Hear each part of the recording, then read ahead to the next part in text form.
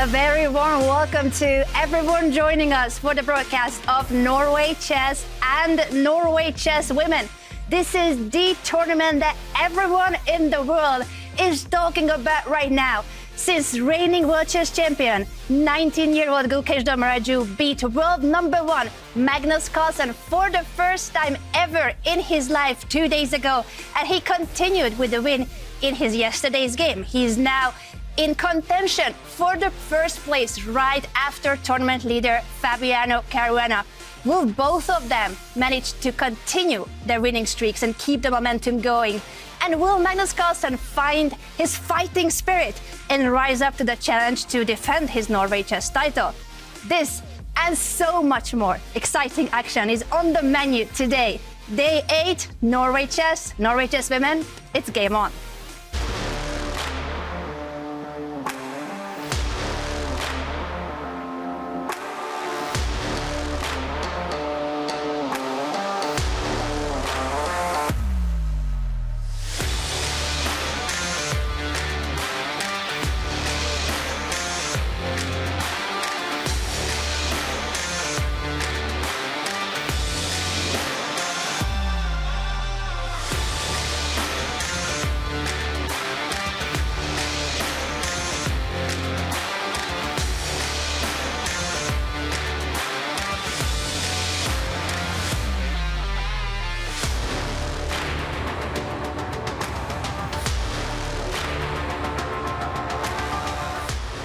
Welcome everyone, we are live from the beautiful city of Stavanger in Norway to share with you the excitement of top-level chess, as well as to help you learn about this wonderful game, how the pieces move, how to checkmate your opponent, give you tips and advice so that you can beat your friends, colleagues, and anyone that you want to play chess against online. It's a beautiful game and we want to encourage anyone and everyone in the world to give it a try. You might fall in love and maybe you will become Magnus Carlsen or Gukesh one day. I have lost hope. I don't think I will be a top chess player, but I am a host, International Master Anna Rudolph, and I am joined by a wonderful team of pundits, world-class commentator and coach Grandmaster Christian Kirilla. Anna, as always, great to see you. Indian chess legend and 5-time World Chess Champion Vishwanathan Anand. Great to see you again, Anna. And chess journalist and editor at New in Chess, Dirk-Jan Heusendam. Thank you very much, Anna. It's a great pleasure to be here in this wonderful company. Today's pairings at Norway Chess are as follows. Arjun Erigaisi against Fabiano Caruana, Wei Yi against Magnus Carlsen, and Hikaru Nakamura against Gukesh Ju. Dirk-Jan, which game are you most excited to follow today?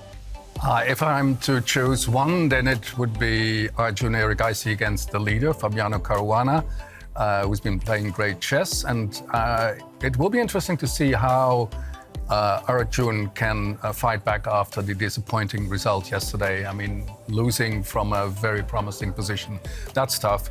Yeah, so that's the game if I have to choose one.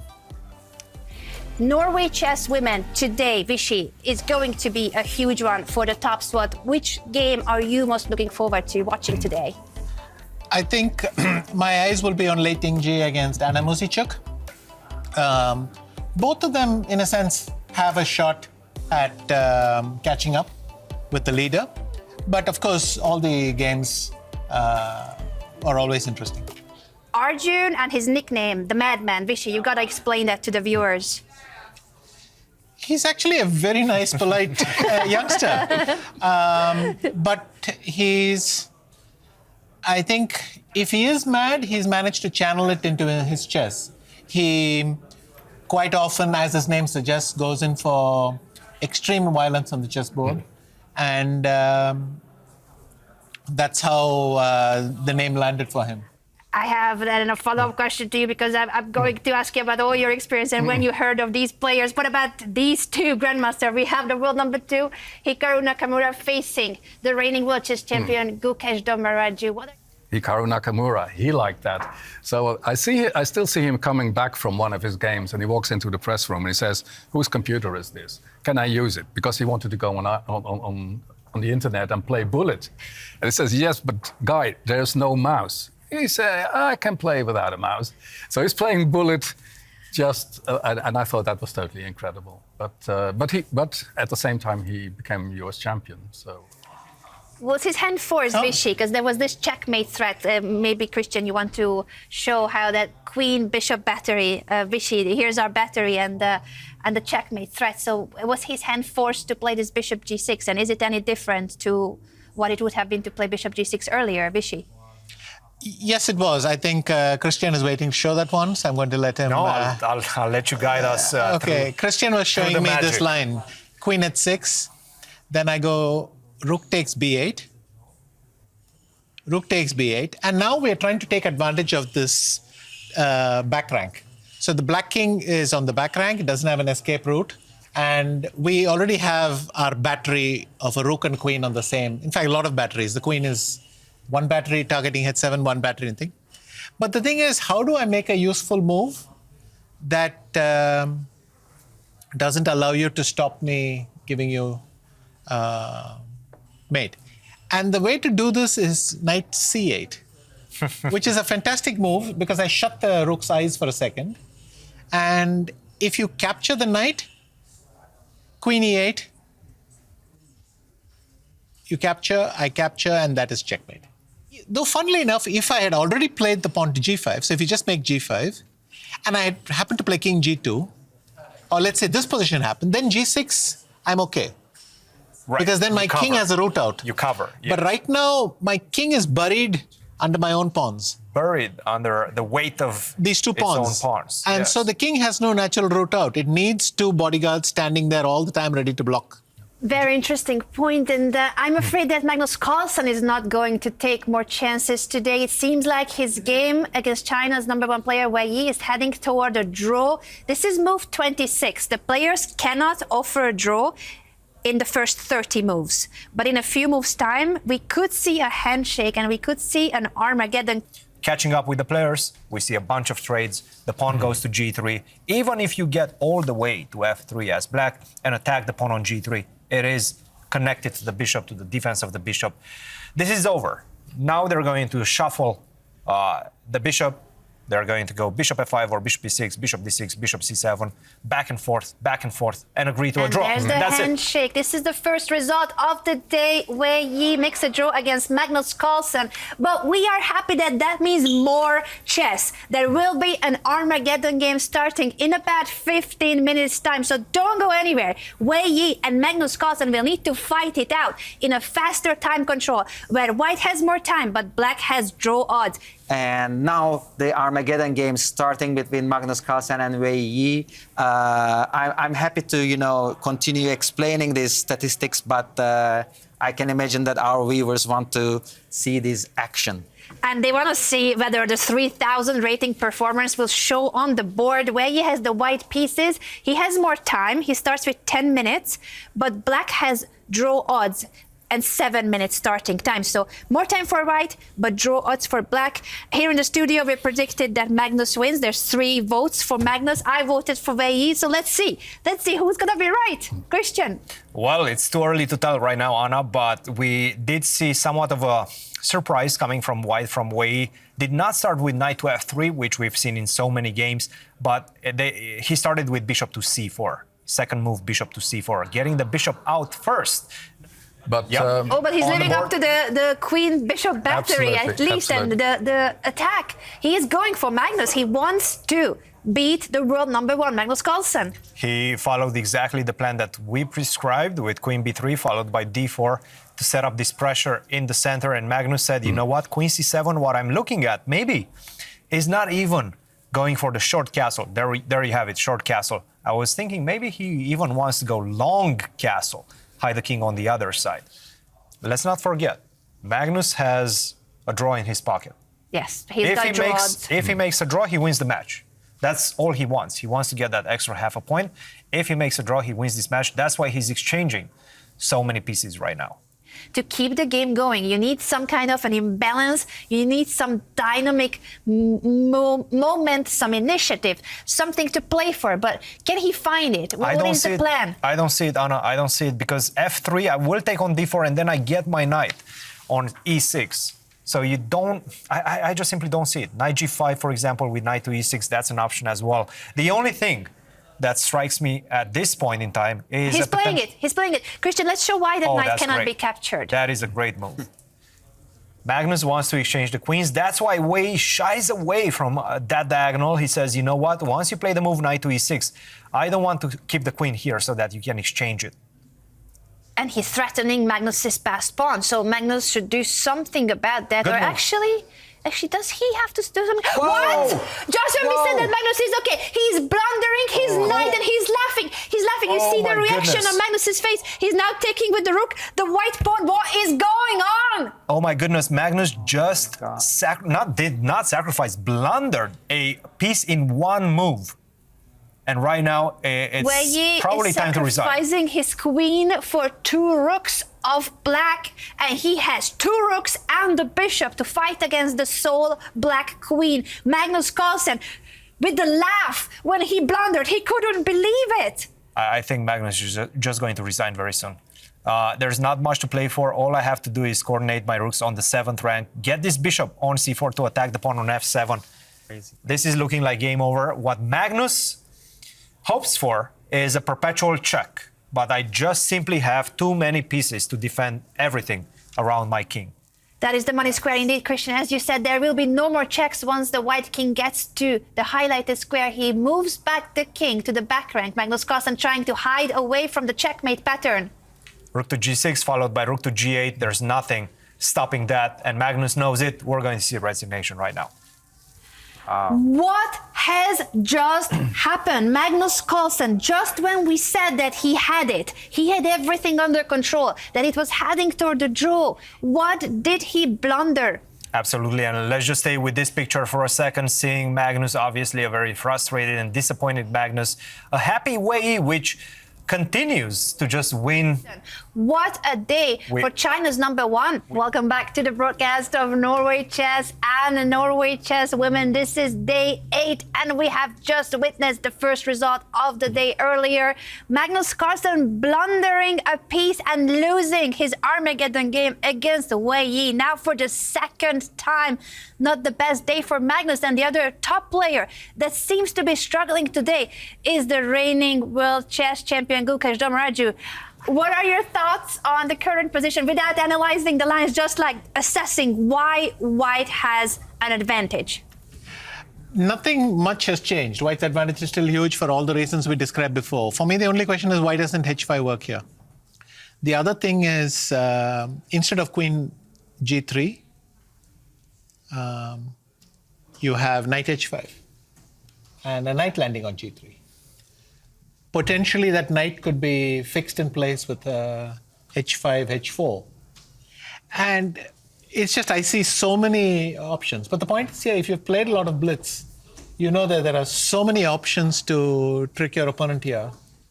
Anna Muzichuk does have the white pieces in Armageddon. Starts with more time, but black has draw odds. This is now the second Armageddon of the day because Magnus Carlsen already lost his Armageddon by blundering a piece against Wei Yi. The players are blitzing out the first moves. Vishy, sorry, I cut you off earlier. The Armageddon was heading to this start. Where are we at when it comes to the game of these two ladies? I would take with the rook. I think that's a very good idea. Take the pawn with the rook and give it up for the bishop. Yeah. Give the exchange, plant a knight on d4. You're a must-win. You have to do these things.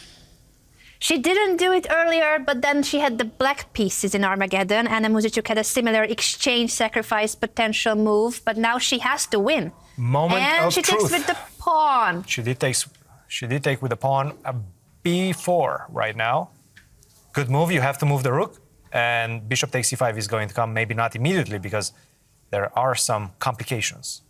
She's preventing the knight jump, so white can no longer threaten checkmate with the knight and the queen. And the rook's file has opened up, which is a pin in a way. The white rook is guarded, so it would only lead to a trade of rooks. But black does want to trade pieces here. White is in a must-win situation. She has to win in Armageddon, otherwise, with a draw, black wins Armageddon. It's looking dominant for Leitinger right now.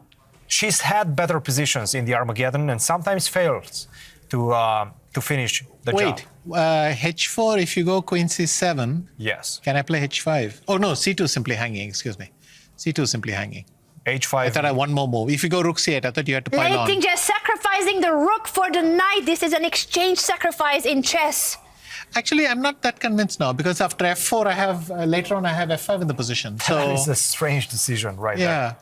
yeah, f5 is not entirely obvious because I still have bishop g5. So you'll have to prepare it one more move. What did she She play? herself f5. F5. plays f5. But now this is too slow. But now bishop d3, and I'm threatening to invade on the c file. Rook to c. Yes.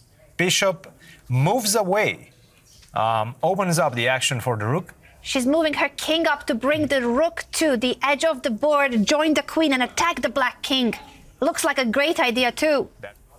Absolutely. E6 is a She's big one going and for she plays it. Pawn push. And now simply some move like rook e1, maybe. That stay in the game that allow white to continue with an advantage. If she does not find And that, she's playing it. Yeah. The bishop retreat and Leiting Jie with 2 seconds. now she's getting an additional 1 second every single time she makes a move. It's not enough. Her position is losing. I think rook h1 would be a great move here, just to threaten rook g1. Yeah, she's done And it. that's what she did. Excellent move by Anna. Rook to g1, that's it. And Yeah. the handshake. Anna Muzichuk wins the Armageddon against Leiting Jie. What a game this was. It seemed like Leiting Jie had the better position after the middle game, but sacrificed her rook in the wrong moment. And Anna Muzichuk converts it confidently. She could very well be in the lead at Norway Chess Women, depending on the other games. I'm curious whether Hikaru is thinking about that game, whether he's trying to compare that with his current situation. And Gukesh immediately moves the queen to the left side, threatening a check. But that's about it.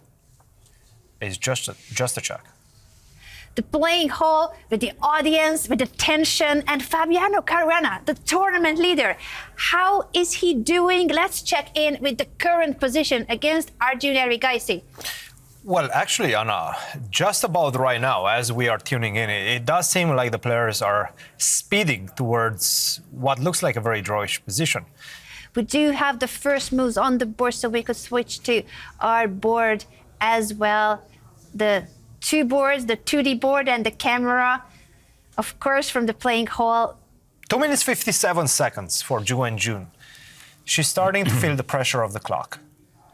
She has taken the pawn on a4. And the Now bar shoots F5. up. F5 seems to be winning. F5 is winning right now. Vaishali's got to play it. She has to play it. She has to go for it. There's nothing else. And She goes there's for the it. move. Pawn push, attacking the bishop and the black pawn, opening up the files toward the black king to target it for checkmate patterns. Idea being that if you take on F5, I take on F5, and this pawn on G6 is pinned to the king, so you cannot recapture back on F5.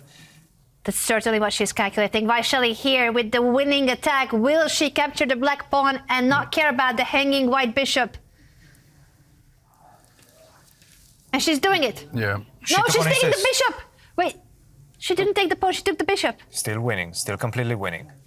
That will mean that both Anna Muzichuk and Ju Wenjun are in the lead. Is there any chance for Ju? Because we have seen huge mistakes in Armageddon. In the heat of the time pressure, there have been rooks being hung. Even Magnus Carlsen dropped the knight.